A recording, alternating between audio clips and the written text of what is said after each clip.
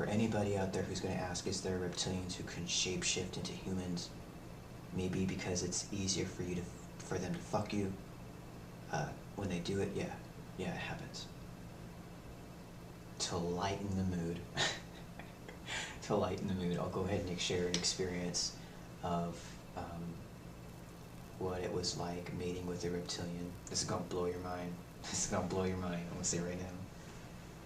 So, this is very embarrassing for me to admit, but about a year and a half ago, I was in my home. My family was asleep.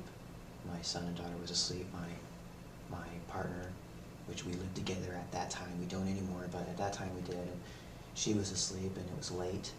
It was about 1 o'clock, somewhere around there, and I was at my computer, and I was sitting at this exact same desk, and that's when, out of nowhere, unbeknownst to me, but as I'm sitting here, all of a sudden a woman appeared in my living room, and it was instant, and she was walking towards me, and all I could do, I couldn't think, I couldn't get up and scream, all I could do was look, because it just happened too fast. But it was a woman, she was pretty, she was a blonde woman, she had long curly hair, she was kind of grayish. That's the thing, is that she wasn't, I knew this wasn't a woman who broke into my house, because she instantly appeared next to the sofa, and instantly started walking around the sofa and towards me, and she kind of had a gray apparition to her.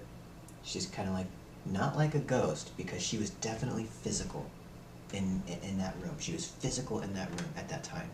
She was wearing a white blouse, like a skirt nightgown, like a silky skirt nightgown, to where when she walked, it moved with the wind because it was so light.